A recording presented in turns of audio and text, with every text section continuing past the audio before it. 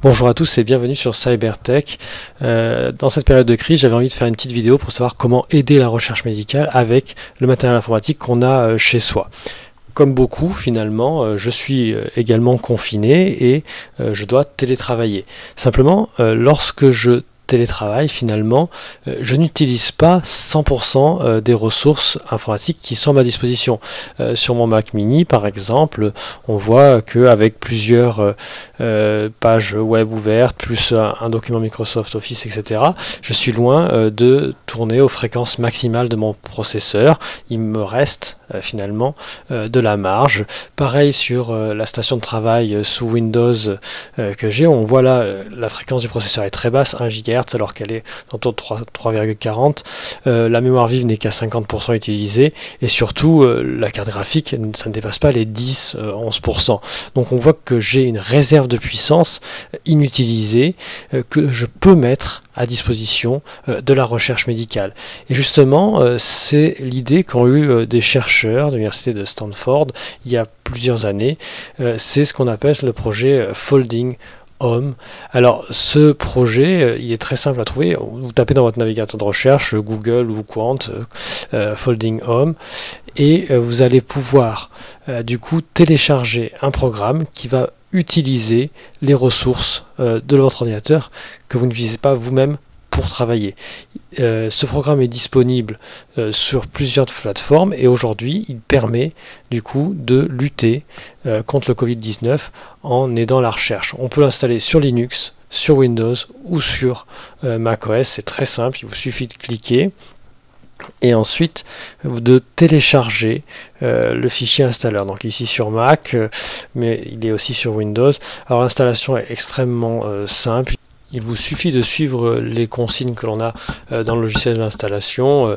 Ici sous Windows, on clique sur Next, on peut lire la licence, sinon on l'accepte, on reste sur Express Install, et puis après on attend environ une minute que le logiciel s'installe. Une fois que cette installation est terminée, dans notre navigateur web, on va avoir une interface dans laquelle on peut procéder à quelques réglages. Alors on peut tout d'abord régler le domaine de recherche que l'on souhaite soutenir. Il y a différentes maladies, vous voyez, cancer, Alzheimer, etc. Si on laisse sur Any Disease, on va pouvoir aider toutes les recherches en fonction de celles qui ont besoin, et aujourd'hui c'est prioritairement le Covid-19. Alors on peut choisir While I'm Working ou On Needle. Si vous laissez en On Needle, vous allez très peu aider parce que c'est seulement quand votre machine sera très peu sollicitée qu'elle va se mettre à fonctionner. Je vous conseille de le laisser While I am Working, sachant que de toute façon ça ne mènera pas à 100% des ressources de votre ordinateur. Vous pouvez donner une identité si vous souhaitez pour garder les statistiques de l'aide que vous avez fournie dans le temps, ou rester anonyme si vous préférez.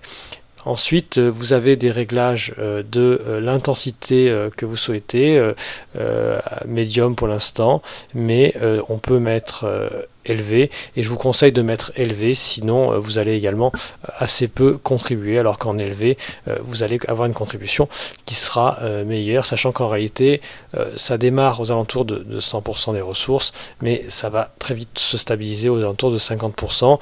Donc là on voit, pour moi le processus vient de commencer, donc ma carte graphique est mobilisée et va commencer à chercher à contribuer donc aux calculs scientifiques qui vont aider donc les recherches en matière. Alors bien sûr, l'importance de votre contribution va dépendre de la puissance du matériel dont vous disposez.